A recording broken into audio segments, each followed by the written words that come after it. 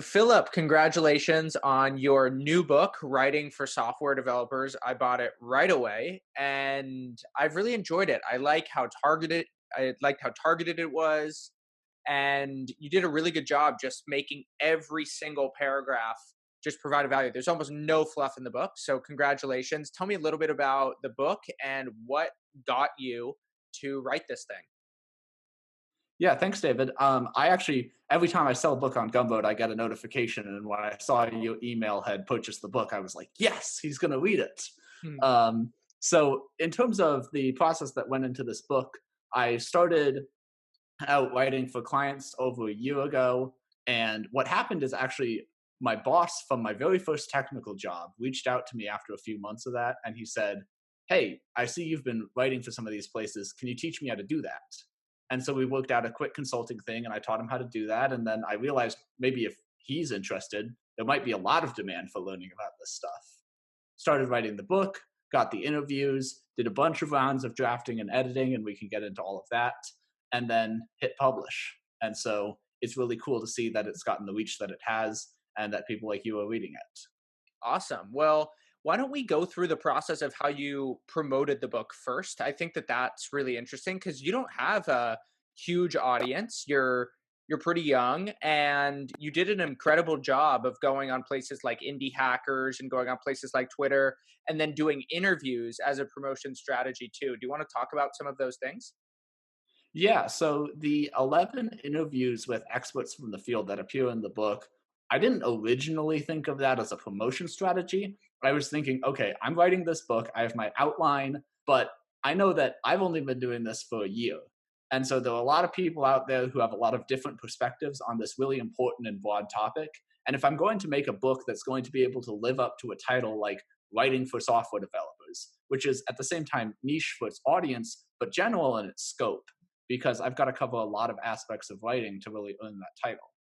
So I went out and I queried a whole bunch of people asking them to if I could interview them for the book. And 11 of them said yes, which was awesome. We did the interviews. And then I just kept in contact with these people throughout the writing process. I sent them the interview transcripts to approve. I sent them a contributor's copy ahead of launch. And I asked them, hey, if it's possible, I would really appreciate some sort of shout out on launch day about this product and your involvement with it. And every single person who I interviewed, one way or another, contributed to the publicity at launch. So that was a big facet of it. It's kind of hard to not sell books when you have Patrick McKenzie and Daniel Vassallo and people like that writing original Twitter threads about your product. The thing is, though, I had to earn that. I had to convince them that it was worth investing a small piece of their credibility in advertising this launch and saying that, okay, I've demonstrated to you throughout this process that I'm making a really high quality product and you're going to get a positive return on that investment. That was half of the launch strategy. The other half of the launch strategy was a really effective, highly targeted Hacker News post, and then, like you've been talking about, posts on these smaller forums, as well as a ton of individual emails. I don't have a huge mailing list like yours, but I have professional contacts from over a year of writing in the technical industry. And so I sent a whole bunch of individualized one-on-one emails to people letting them know about the book, probably like 30 or 40 of those. Nice. That's fantastic. So why don't we start? I really like the sentence that you said about people investing their credibility. I think that that's something that a lot of people miss when they ask other people to do promotion for them.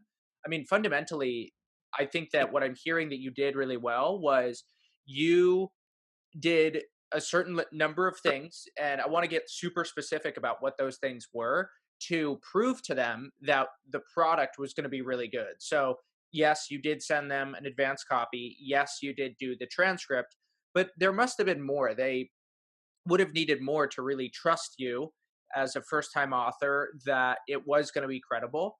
And then at the same time, I really like what you did with updates, that you sent people different updates like, hey, the the book is complete. You can look at a copy now. So why don't you talk first about some of the credibility stuff that you did? I think that's pretty smart. So here's the thing about building up credibility with a busy person is you can't be checking in every day, every week, even every month throughout this process because they're just going to be too busy to really engage and respond to the stuff. So the main place that I built credibility was in the interview itself. And that Mhm. was by doing a lot of preparation before every interview. So, like, let's take Patrick McKenzie, for example. He's written a ton. He's been writing for almost as long as I've been alive. And so I had to go back through this backlog and read literally hundreds of his posts in order to come up with questions that I was confident he had never been asked before. And I did this for every single person who I interviewed one way or another. I read stuff that's well outside my area of expertise. I watched YouTube videos, read back issues of people's email newsletters. And it helped that I've been familiar with the work of a lot of these people for a long time. But I did a ton of research going into every interview. And then I crafted interview questions that were very specifically targeted to get new information out of them that I can include in my book that's relevant to the various topics that I wanted to cover in the book itself, and also demonstrated to them that I was really invested in their work and what they do as a professional. And so by doing that, I sort of was able to prove to them that if I'm going to put this much time and effort into just this one interview, then I'm going to put orders of magnitude more into the product itself. And so after a good interview experience, a good one-on-one conversation, kind of like we're having, I think that a lot of trust can be established in a very short amount of time, which is important for demonstrating credibility in the follow-up emails, even though there might only be two or three of those. Absolutely. Talk about how you did your promotion. You said that you did a long, in-depth post on Hacker News. What have you found works well for promotion on Hacker News? Yeah, so I've been a member of the Hacker News community for years now, and I've just sort of gotten a sense of what sort of stuff is well accepted there. What I did is at exactly 8 a.m. Central Time, I live in the Central Time in the United States, I posted Show HN Writing for Software Developers, which is the title of the book. Show HN is really important because this way it goes on a separate tab, the Show tab, and it sticks around there for, in my case, a couple of days because there are a lot fewer Show HN submissions. The criteria for that is it has to be A, something you made yourself, so you can't Show HN someone else's product, and B, it has to be like an actual product or something interactive, not just a blog post. So by doing that, I was able to guarantee that I have a little bit of stickiness. From there, I also, as soon as I posted it, I went in and I left a comment. And the comment said, "Hey, Hacker News, I've been working on this book for a long time. Here's some background. Here's a quote from the book, a quote from the book itself, and an interview quote. And then I'd really appreciate it if you check it out."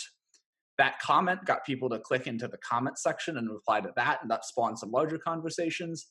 And that got the post all the way up to briefly hitting the top of the front page before going down through the front page throughout the rest of the day, and then being on the show tab for a couple of days.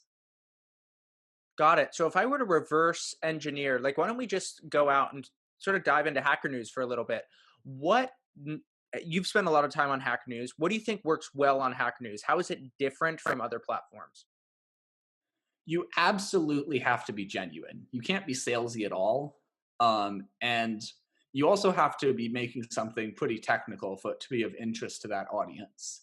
Um, so I think that it's also, it's a total toss up every time. Just because I had this one success, I post stuff on there all the time that goes nowhere. Um, it's more about, you know, it's more about doing everything that you can to get yourself a higher chance of success, but you can never guarantee it. Things that increase the chance of success are the thing that you're showing off is something that's genuine, that you've invested a lot of time and effort in, and is legitimately good and useful to busy people. Another thing is that it's technical. Something writing for literally any other profession except software developers would not have done nearly as well. And Hmm. then the third thing is that you stay engaged with the community. You're in the comment section to answer questions as they come in. Hacker News comment sections can have kind of a negative reputation, which is somewhat justified, but a lot of people are just there to engage in good faith with your work, and the criticisms that they might offer tend to be legitimate. And when they're not, you just ignore them, don't feed the trolls, move on. Interesting. So you talked about Show HN. What are some of the other tricks on Hacker News that would be good to know?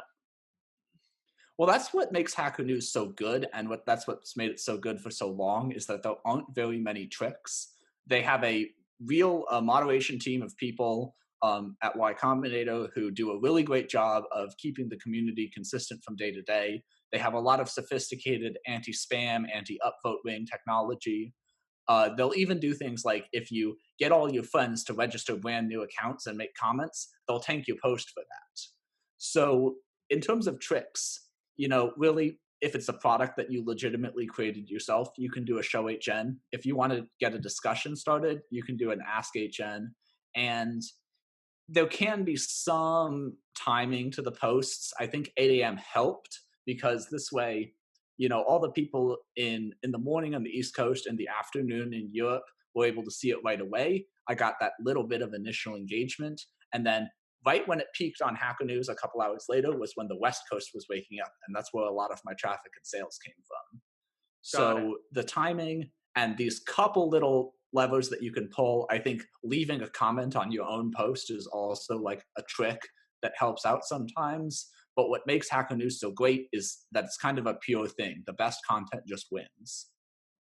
And did you promote on Indie Hackers too? I did. I made a post on indie hackers that took a little bit longer to take off.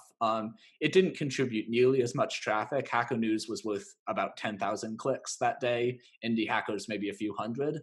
But I just posted everywhere. There's that old expression, right? Like half of your marketing budget is wasted. You don't know which half. Right. In my case, my marketing budget was time, not money. I made a bunch of posts on a bunch of different platforms: LinkedIn, Indie Hackers, Product Hunt, all these places where my audience was smaller or the forum itself was smaller. And some of them paid off big time, like Hacker News and Twitter. Some of them didn't. And what did you do in terms of sales at the first day? Because let's put some numbers to this. It was very successful, especially for the size of your audience. Absolutely. And tomorrow I'm actually releasing a video on my YouTube channel where I go through the entire analytics with screencast, but I can tell you the numbers exactly right here. So first day, I did 361 sales, which is $13,508 of gross revenue.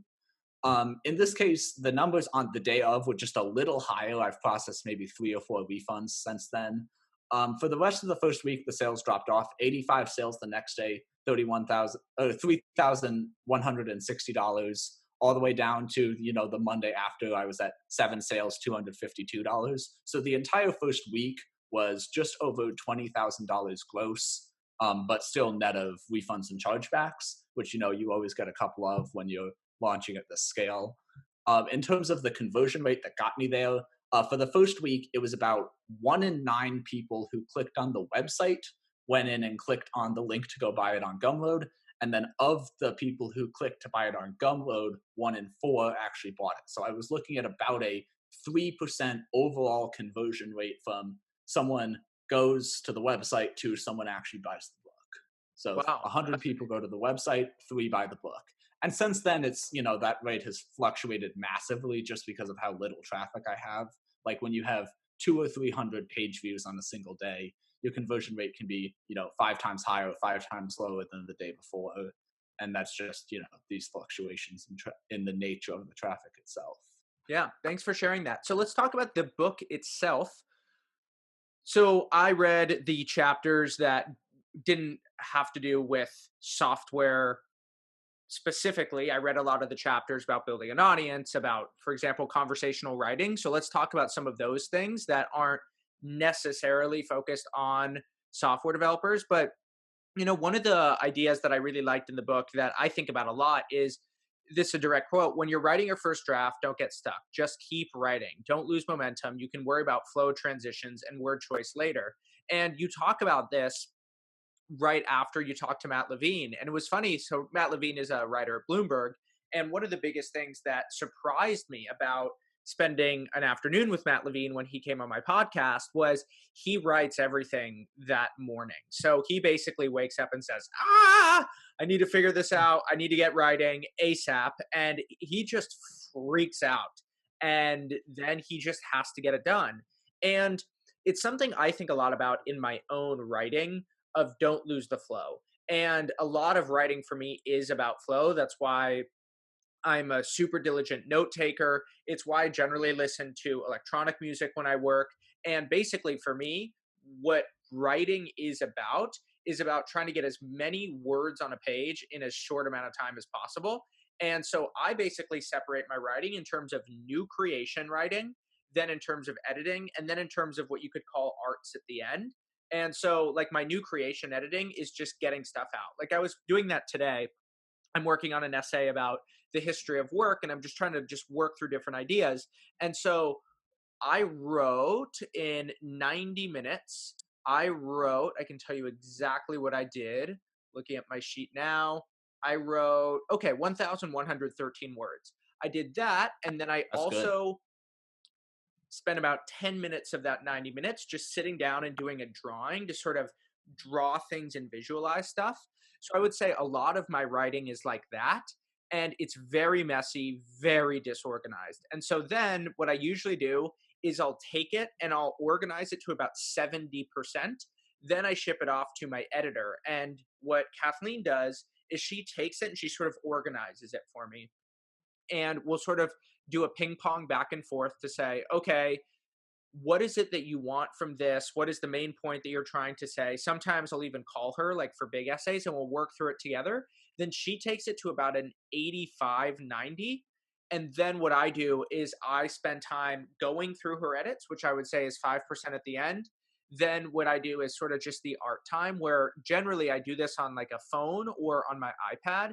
And what I just do is I change different words towards the end, and I'll change different sentences just to make it sound beautiful. And that is 5%, but that's the really fun 5%. That's sort of when you're putting the icing and the cherry on the top of the cake. And I have found that writing, yes, it's one activity, but it's happens in so many different stages. Yeah, that's something that's really important to understand. And I'm sure you teach a whole course on writing. So you must know this. It's kind of difficult to just teach people that early drafting part directly because it's so individual, and everyone does it differently. I think that one thing I acknowledge in the book is this book is called Writing for Software Developers, but 95% of the time I'm talking about things that aren't directly just writing, because the only way you do that is you just sit down and you start drafting. And so a lot of the stuff is like we were talking about earlier, getting people in the right mindset to sit down and write something super messy, get 70% of the way there. And that's pretty much my process as well. It's a little different when I'm writing an article for a client, because at that point, my editor is someone who I want to send something that's complete and finished to. I only send something to an editor when I think this is word for word how I would be comfortable with it appearing on their website and feel like I'm delivering the value that they're paying for. So that's the slight difference with the technical article process. And can be the same like if you're a journalist, for example, writing a just like a quick piece for publication. I'm sure I have no direct insight on this, but I would speculate we're talking about Matt Levine's crazy writing. And by the way, I actually did listen to that episode that you did with him. I've been reading his work for a long time, but after listening to that episode, that's when I knew I had to interview him for this book. Um, but anyway, so if he were to send 70% to an editor with like an hour to go until the publication time, I doubt that would go over well. So there's a difference in format when you're writing something short form. I'm thinking, up to 3 or 4,000 words with a publication deadline, which is what he and I do all the time. Him, of course, much more often and much better. And then writing the way that the two of us are talking about with your work and my book, where it's a longer, more investigative process. In that case, yeah, you have a lot more room for just totally sucking the first time, or even the first few times that you try and write about a topic, and then iterating, building on that. I'm also very lucky to have a great editor. My mother has an MFA and more years of writing and editing experience than I've been alive. Mm. And so I was able to have her really help me with a strong developmental copy edit, kind of like it sounds like Kathleen's doing with your work, and then also proofread. I think the only place where a process differs materially is that I did a paper proofread at the end for that sort of art step. Um, I don't necessarily like to go in and fiddle with the exact wording. I tend to trust myself in those drafting stages that the things I'm saying are the things I mean in the end. But definitely like you go on an iPad, I go on paper, and that change of medium helps you see the content differently and catch things you might not have caught otherwise and just think more imaginatively about it. Yeah, you said that you spent hours reading Patrick McKenzie's work. What did you learn from him, both in reading his work and interviewing him? Oh, so much. I mean, you know, He's the best. if I were He's the to, best at yeah, what he if I does. were to really talk about how much I admire his work, then I don't think he'd ever talk to me again because he'd be like, "Wow, crazy fanboy." Um, but I've learned a lot from it, both in terms of you can establish your own style however you want. Um, he writes, his sentences just sound different than other people's. He has a lot of subordinated clauses if you look at it on a technical level. So he's constantly stating something and then stating something in a way that references back to the previous thing. And so the grammar can be a little wacky and hard to parse. But what you're getting from that is a complex idea fully realized in words. And when I was interviewing him, I was very surprised and impressed that he sounded in person just like he did in writing, Hmm. with a lot of, I would ask a very specific question, like, you wrote this thing in 2014. I want you to comment on it. And we've got instant recall of the whole situation and a comment that sounds like it was 4 paragraphs pre written. Um, so that was really cool. In terms of specific things, obviously charge more. That was definitely running through my head as I decided how to price the book.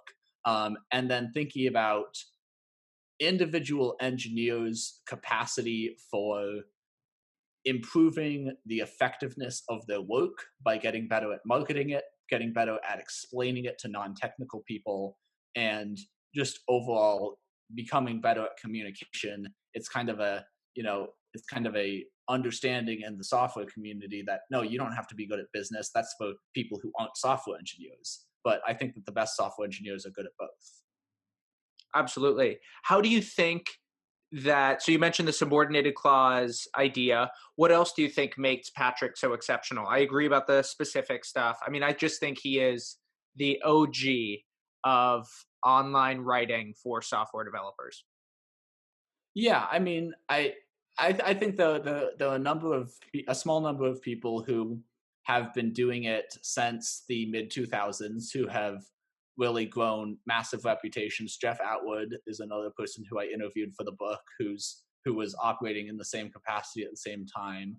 Um, and honestly, I think it is that length of time and that practice. The early stuff does read differently, and it gives me a lot of hope that you know.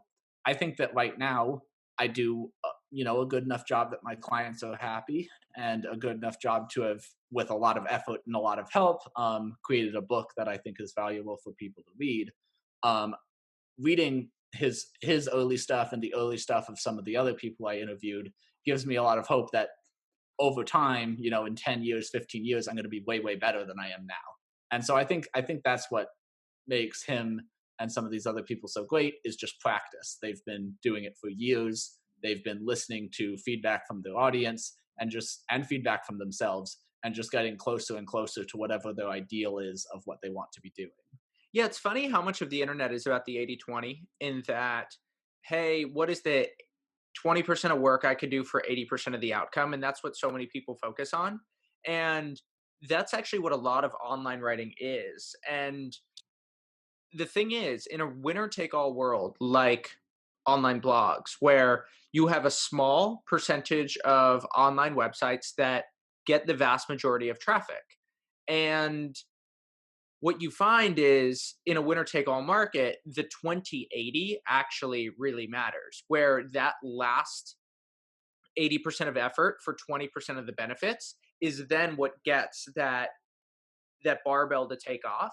And it's something that's I think about a lot because writing is a lot like weightlifting in that if you do CrossFit, for example, you can go for 5 weeks and you can learn how to deadlift and you can learn how to bench press and you can learn how to do a kettlebell swing.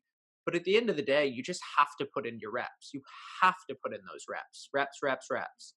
And if you take somebody like Seth Godin, he's published more than 7,000 articles. Tyler Cowen and Fred Wilson have both been writing every day since 2003. And I was texting Morgan Housel this morning, who said he's probably published more than 3,000 posts. And I said to him, Morgan, I have no shot at ever writing like you. So that's how I feel sometimes. And he said, write 4 million more words and you'll get there. And I think that that is part of what it means to do online writing as a craft. Online writing is a craft of consistency. Online writing is a craft that rewards people who are prolific. And because it rewards people who are prolific, it also rewards people who write fast. And something that I've learned from Patrick is the way that Patrick tends to write, from what I understand, is he will sit down on a Saturday morning and just crank something out for 6 hours. And I know Trent Griffin does something similar. He published a couple million words by writing every single Saturday and then publishing a post for more than 5, 6 years, I think. And what you need to do in order to do that is write fast. And that isn't something that most people know how to do. And we're also busy. You mentioned that the people who you interviewed were busy. The people who are listening to this are busy. Software developers are busy. And once again, that raises the returns to being a speedy writer. It does. And so we've covered a lot of ground here. I want to address a few points individually. To expand on your metaphor of writing as weightlifting, I think that it's important to get in the reps, but something in the gym is rest time, and both between sets and then between trips to the gym itself.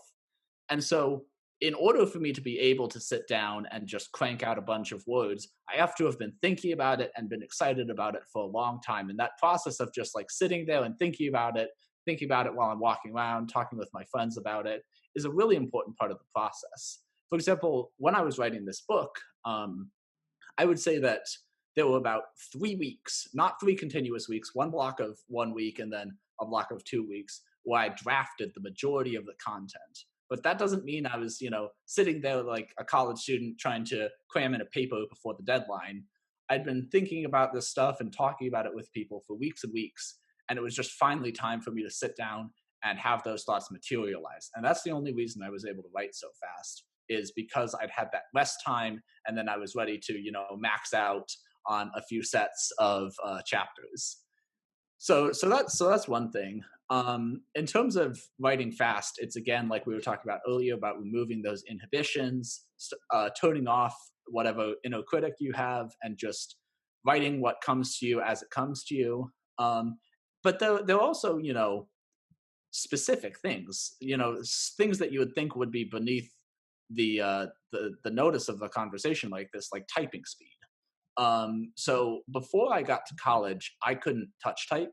And I actually, if you're watching the video, I only have 9 fingers, Hmm. and not all of them are fully formed. So my typing style is very different from other people's.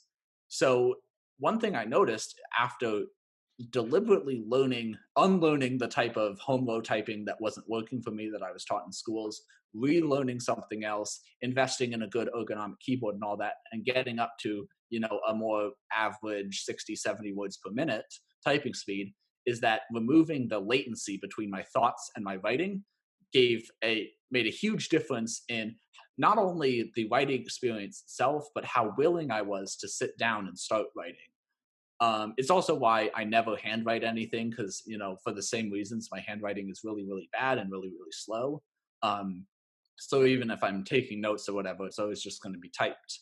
And so writing speed is really important, and there can be a lot of factors that go into whether or not you're able to write fast. Some of them within your control, some of them appearing not within your control, but you can actually fix, and then some that might legitimately be outside your control, and you're just going to have to figure out how to accommodate for it. Hmm. How did you pick the writing for software developers niche? I mean, it sounds like a lot of those limitations would make even coding hard. So what made you focus on this? Yeah, I mean, I don't feel any limitation in my day-to-day work. Like I said, I just had to relearn typing, and as soon as I got it figured out, there's no issues anymore. In terms of why I chose writing for software developers, well, I'm 21. I know enough about exactly one thing so far to write a book about it. And that's writing for software developers because I've been doing it for clients for, 15 months or so. As soon as I know enough about a second thing to write a book about it, you better believe I'm going to be publishing a book about that thing. Um, so that's, the topic was chosen out of necessity.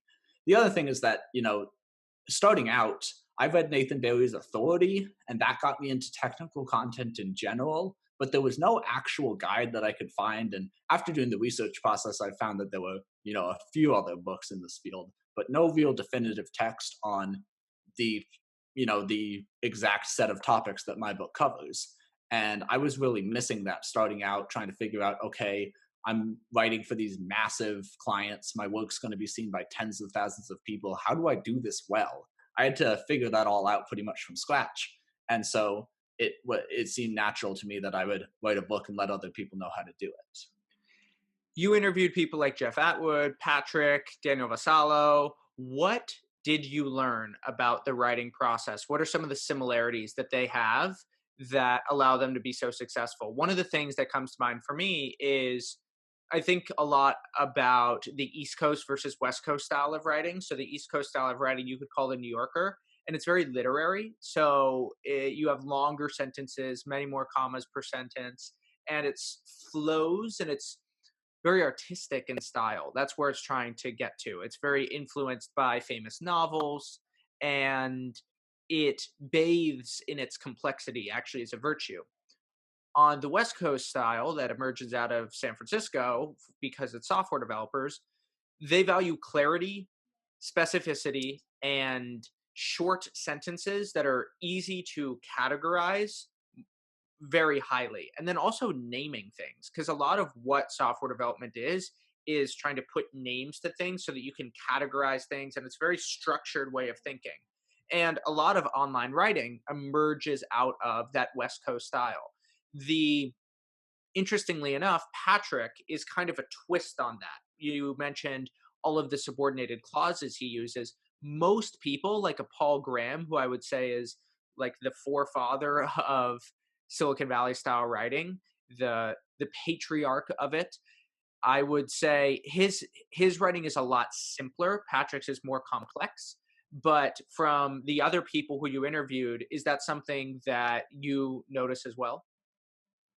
Yeah, there was a broad distribution in writing styles, and that's why I wanted to interview all of these different people, is to get a bunch of different perspectives. I'm from Iowa, so I'm sitting right in between those two styles, if we think about it geographically. But I also got, I got a great interview with Peter Cooper, who lives in a small town in the UK and has, a very different style from either of those that you described. He's more focused on curation at the moment. But his style is, I guess, if we are going to use this dichotomy, more West Coast, possibly due to his involvement in software engineering. But anyway, everyone did have a different style. Cassidy Williams had something really interesting to say about this, where she talked about over time learning from her experience in developer evangelism, figuring out that you have to make your text really not salesy at all, and focus just on delivering value, which I guess you might consider more of a West Coast attribute. But she also talked about figuring out, okay, I can give myself permission to make jokes, be funny, have a personality in this, which if you're trying to get a nice, rigid, structured way of thinking, isn't that at all. So I think that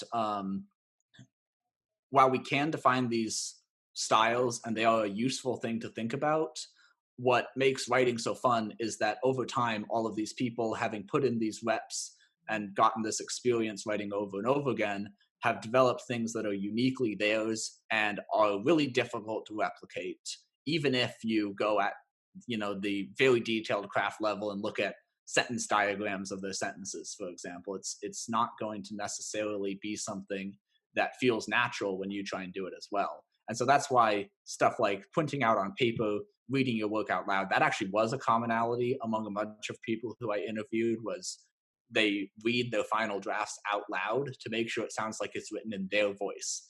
Matt Levine said that he knew he had it figured out writing online when friends of his from that he'd worked with at Goldman started saying, "Okay, I'm reading your stuff, and it sounds like it's just an email from you." That's when you really have it figured out. Is when your written voice and your spoken voice have sort of converged into one unanimous object that is immediately identifiable as your presence on a page or a podcast or whatever. Yeah, that's well said. It's funny. I think a lot of what I've noticed is I'll have students in Write a Passage who, time and again, before the class starts, they'll be emailing me and they will say, "Hey, David, I don't know if this course is right for me. Here are three reasons why." Beautifully structured, a nice intro sentence, a really brief introduction, and then these very eloquent, well thought out tomes of why they're on the fence of if they should take the course. And I will say, I'll often respond and say, "I would love for you to take the course in part because your writing is already so good." And they'll be flattered. They'll say, "Thank you."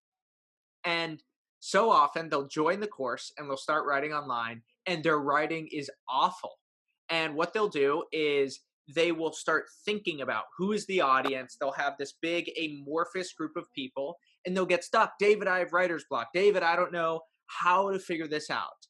And then we'll do an email exchange back and forth, goes perfectly. And ultimately, it's almost like this hero's journey. I think that part of what's so interesting about the hero's journey, like look at Lord of the Rings, right? It starts in the Shire, it ends in the Shire, is that you go through, you start in one place, you go through an entire journey, you leave your home, you conduct a challenge, you have the resolution, you have this whole world of experiences, but you basically end up back where you began. And a lot of what you're saying there about Matt Levine is precisely that. That Matt Levine's challenge as an online writer wasn't to become somebody else. It was to figure out how to write online in a way that was right next to where he began. Now, it's not always the same, to be fair. There were probably some changes, there were probably some advancements, there were probably some parts in that hero's journey where he did become a different writer, where he became a better, more sophisticated author. But at the same time, it isn't a surprise to me at all that he ended up in a place that was right next to where he started. Yeah, an example of that is one of the things that I wrote early on, probably one of the best pieces of writing I did associated with this project that didn't even actually appear in the book, were the cold emails that I sent to my Mm. eventual interview subjects asking them for an interview. And the reason they were really good is because they were really simple. Like there were no tricks in these. Hi, first name, one sentence based on all of that research that I had done, explaining something very, very specific I admired about their work that made me think that they would be able to contribute something unique to this book. Hi, I'm a college student. I'm writing a book. Here's the title. Here's my availability. Hint 24/7 for you. Whenever it works, I will be there. If it's 3 a.m., I don't care. I want to interview you. Thanks, Philip. That's it.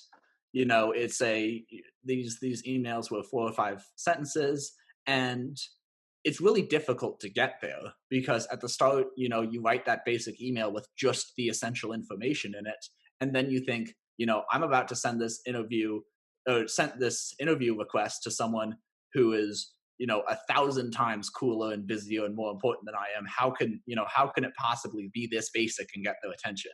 And so you go in and you add a bunch of stuff and you make it sound like someone who you make it sound different from how you actually sound in real life. You build up this whole thing and then you realize, wait, no way they're actually just going to read through all this garbage. This is the Iliad of an email request. And you strip it all back down back to the basics that you started with, just the information, and you trust that the confidence and presentation and that little hook is going to be enough to get them interested in your project. And then, of course, you compensate with volume for the conversion rates. But in terms of the emails that worked, I think there was some really good early writing that did end up sounding exactly like my normal voice, but only after the end of a big journey like that.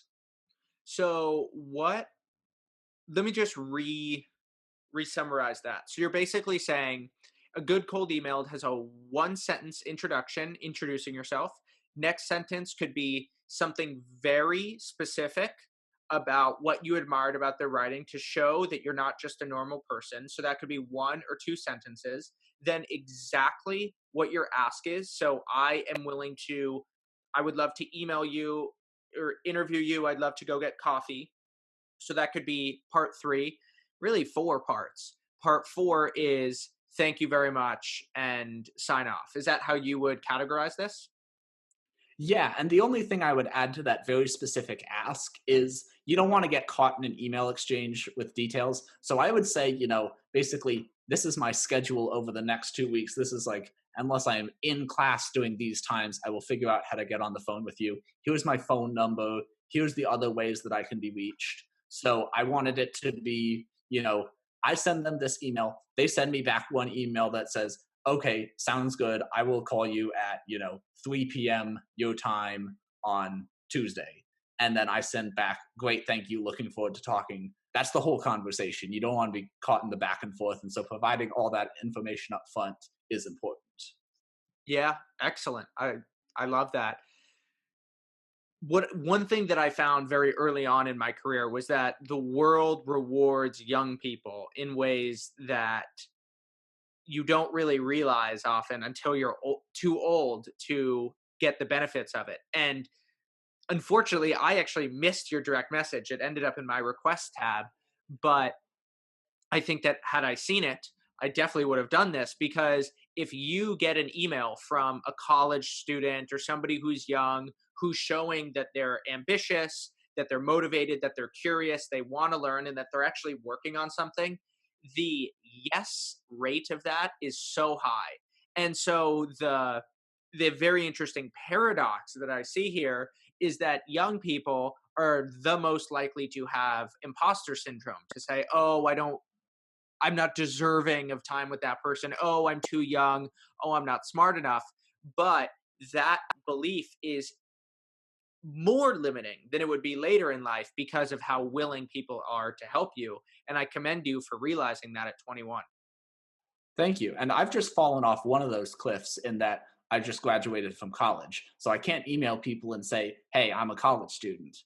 The thing is though, that can help sometimes, but it's not necessary. One thing on I think it's Patrick McKenzie's page where he talks about, a standing invitation to contact him is practice sending email to busy people and say, okay, the first time you send it, say, okay, I'm a college student, da da da da da, here's my ask, and then send one to someone else and just don't mention that you're a college student because it's not actually necessary. So I had that in mind and I've been phasing it out of my cold outreach over the past few months to practice doing it without that, extra assistance. But just starting out, if you are a student, if you are young, it definitely can increase people's willingness to work with you. I mean, I've been on the receiving end of a lot of cold email in the past few weeks due to the success of the book.